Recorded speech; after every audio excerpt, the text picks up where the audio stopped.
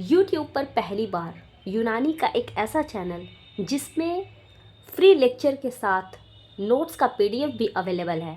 अस्सलाम वालेकुम, welcome to the यूनानी ऑफिशियल वंस अगेन। जी हाँ दोस्तों, आज हम बात करने वाले हैं अमराज मुरक्कबा के बारे में। इससे पहले मैं बता दूं, जो लोग भी हमारे चैनल पर नए हैं तो ये यूनानी का एक ऐसा यूट्यूब पर चैनल है जिसमें आपको फ्री लेक्चर्स मिलते हैं। साथ ही साथ जो नोट्स आपको दिख रहा है इसका PDF टेलीग्राम पे अपलोड रहता है, जिसका लिंक उसी वीडियो के डिस्क्रिप्शन बॉक्स में रहता है, जहां से जाकर आप फ्री में डाउनलोड कर सकते हैं। और दूसरी बात, हमने इस पर एक सब्जेक्ट पूरी तरह से कंप्लीट कर लिया है जिसका नाम है मुरक्कबात सीरीज़ हमारा कंप्लीट हो चुका है, जिसमें हम लोगों ने मुरक्कबात के सारे टॉपिक्स डील किए, उसके नोट्स हमने प्रोवाइड कराए। और अभी जो हमने दूसरा सब्जेक्ट स्टार्ट किया है जिसका नाम है ओल्ड पैथोलॉजी, दैट इज़ माहियतुल अमराज, जिसमें हमने एक चैप्टर ऑलरेडी कवर कर लिया है जिसका ये लास्ट टॉपिक है, जिसको अहवाले बदन कहते हैं। ये टर्म फर्स्ट में आता है। और इसके बाद हमने दूसरा चैप्टर भी स्टार्ट किया, दूसरा चैप्टर इसी सब्जेक्ट का स्टार्ट किया है जिसका नाम है इल्मुल असबाब। तो ये एक टॉपिक छूट गया था, किसी वजह से अपलोड नहीं हो पा रहा था, इसलिए आज ये अपलोड हो रहा है।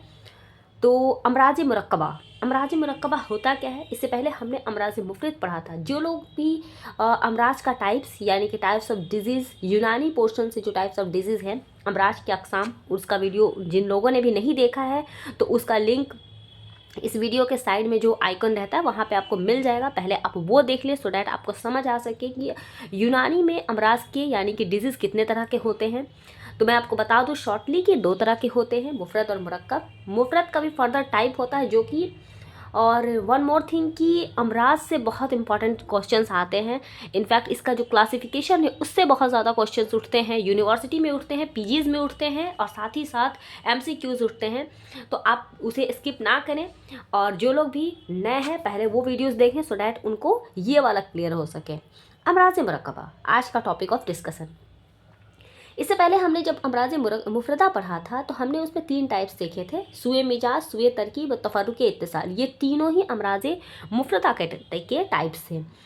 अब अमराज मुरक्कबा में क्या होता है कि सुए मिजाज, सुए तरकीब या तफरुक इत्तिसाल, इन तीनों में से कोई 2 कंडीशन ख़राब हो जाएगी या 2 से ज़्यादा, तब हम कहेंगे कि वो अमराज मुरक्कबा है। इसका डेफिनेशन देख लेते हैं कि जब कुछ अमराज मुफरदा इकट्ठा होकर एक मजमूई मर्ज की सूरत इख्तियार कर लेते हैं तो उसे मर्ज मुरक्कब कहते हैं। मर्ज मुरक्कब से मुराद है कि नाम से ऐसा लग रहा है ना कि अगर किसी इंसान को बुखार हो गया, खांसी हो गया, सर दर्द हो गया, या कोई 3-4 बीमारी एक साथ हो गई तो हम उसे बोलेंगे कि अमराज मुरक्कबा है। बट ऐसा नहीं होता है। यहीं पे स्टूडेंट्स कंफ्यूज रहते हैं। डेफिनेशन इसका ये है कि जब बहुत सारे अमराज मुफरदा मिल जाएंगे, तो अमराज मुफरदा क्या है वो आप लेक्चर देखेंगे तब समझ आएगा, यहाँ पे हम शॉर्टली इसको डिस्क्राइब नहीं कर सकते।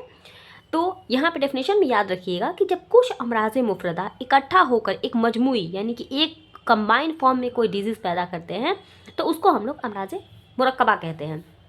इसमें आपके सिलेबस में 2 चीज़ें आपको पढ़नी है जो कि अमराज मुरक्कबा का एग्जाम्पल भी है और वही आपको पढ़ना भी है। पहला है वरम, दूसरा है इन्फ्लामेशन।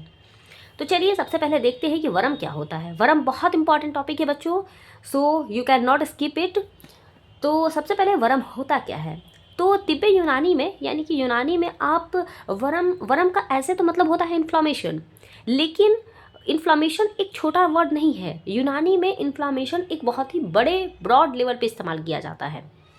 तो वही लिखा हुआ है कि इस्तलाह बहुत वसी है। वसी का मतलब होता है ब्रॉड, और इस्तलाह यानी कि इसकी ये जो वरम का टर्मिनोलॉजी है वो बहुत ही बड़े लेवल पे इस्तेमाल होता है।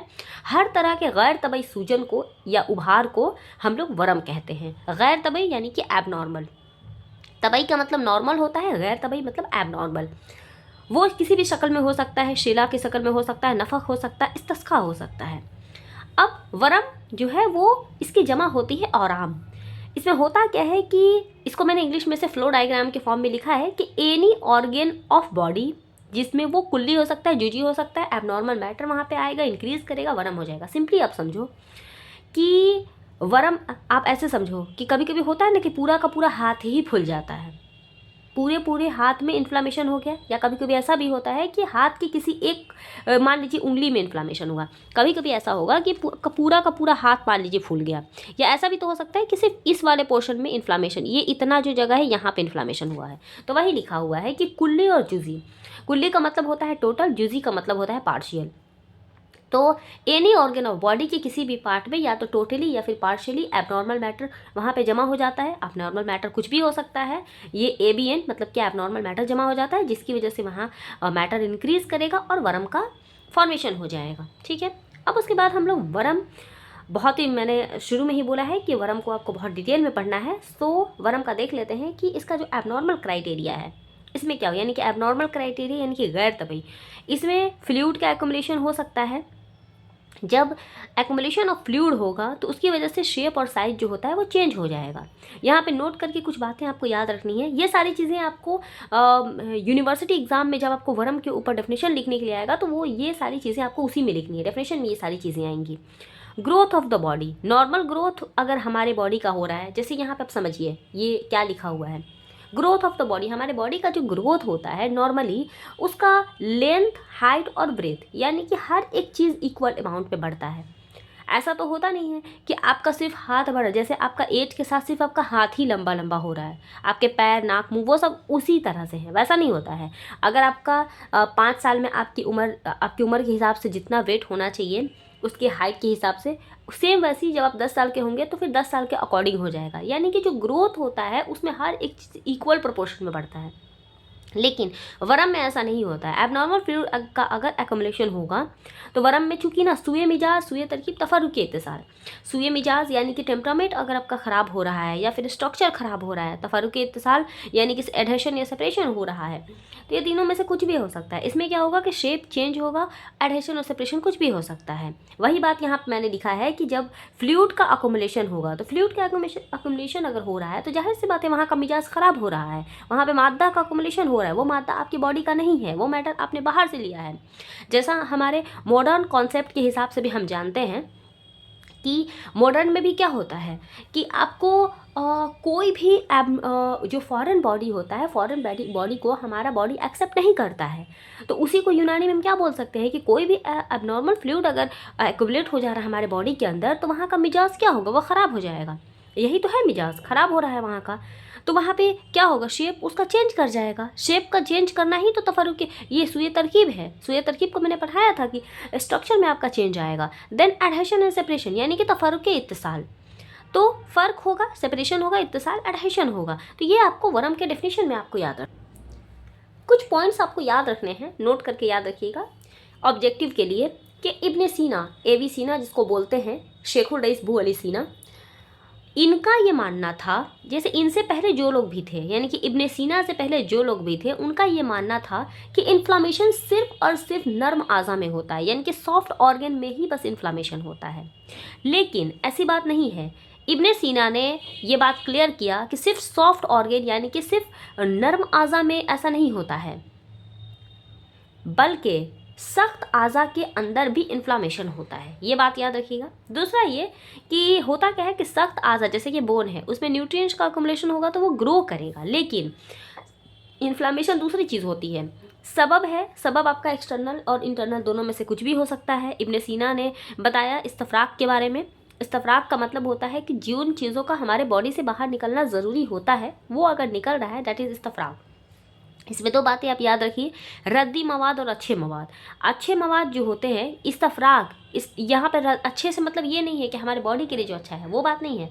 यहाँ पे अच्छा का मतलब ये हुआ कि जिन चीज़ों का हमारे बॉडी से बाहर निकलना ज़रूरी है, अगर वो अपना नॉर्मली निकल रहा है तो उसमें आपको एनर्जी लगाने की ज़रूरत नहीं है, यानी कि वो पैसिव प्रोसेस है, तो वो नॉर्मली खारिज हो जाएगा, यानी कि एक्सक्रीशन उसका हो जाएगा। तो ये एक पॉइंट हो गया। दूसरा क्या होता है कि रद्दी मवाद, अब जो रद्दी इस्तफराक उसको बोलते हैं जो आपका एक्टिवली आप उस चीज़ को निकाल रहे हैं, उसको निकालने की ज़रूरत नहीं है, तबीयत तकलीफ़ में है, स्किन के ऊपर बसूर हो गया यानी कि इन्फ्लामेशन हो गया। सिंपली आप ऐसे समझो, स्टूल, यूरिन जो हमारा पास होता है, स्वेट यानी कि जो पसीना पास होता है वो नॉर्मली निकलता है, उसमें आपको एनर्जी लगाने की ज़रूरत नहीं है, वो आपका पैसिवली खारिज हो जाएगा।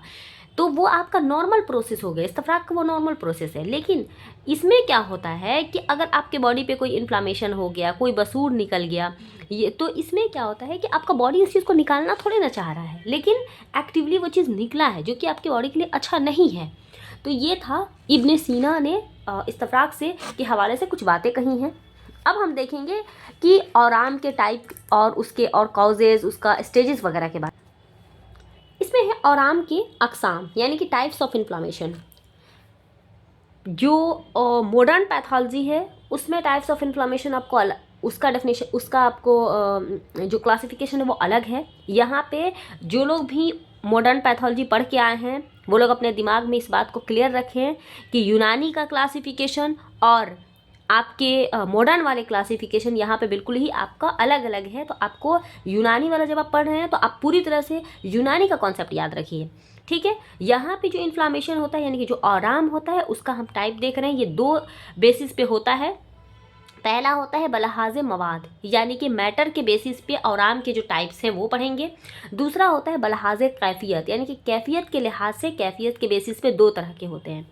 मवाद के बेसिस पे आपको 6 तरह के होते हैं। आप सिंपली इसको याद रख सकते हैं, आपके पास चार्ट खिलता है ना, वहीं से याद रखिएगा। वर्मे सफरावी, नाम ही से पता चल रहा है कि सफरा की वजह से होगा।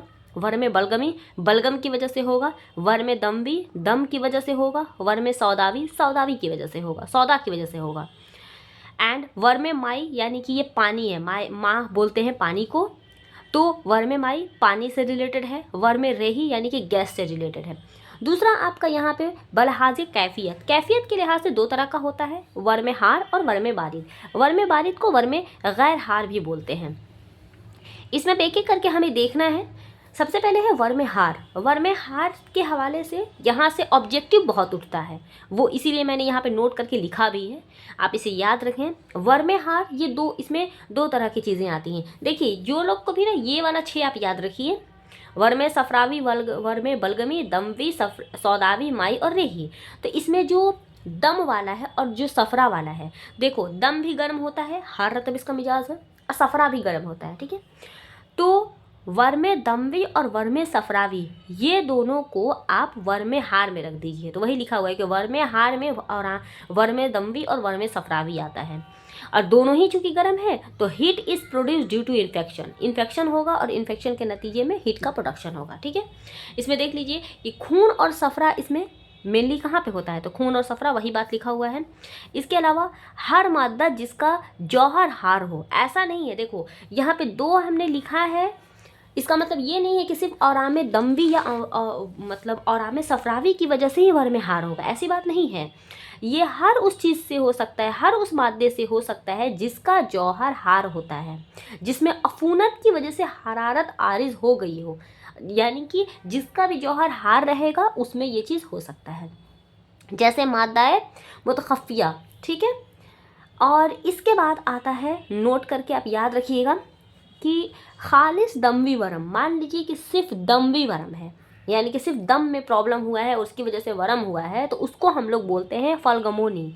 इन्फ्लामेशन ड्यू टू ब्लड, अगर ब्लड की वजह से इन्फ्लामेशन हो रहा है, दैट इज़, ये एग्जैक्ट इसका ट्रांसलेशन नहीं है, लेकिन मैंने समझने के लिए लिखा है कि अगर इन्फ्लामेशन ब्लड की वजह से हो रहा है तो उसको हम लोग फलगमोनी बोलते हैं।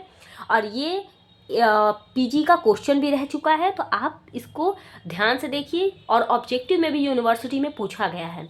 दूसरा है कि अगर खाली सफरा की वजह से हो रहा है, सिर्फ और सिर्फ सफरा की वजह से अगर ये इन्फ्लामेशन हो रहा है तो इसको हम लोग बोलते हैं हमरा, ठीक है। Inflammation due to bile, that is called हमरा। और अगर दमवी और सफरावी यानी कि दम और सफरा, ब्लड और बाइल दोनों की वजह से हो रहा है तो इसको बोलते हैं फलगमोनी हमरा।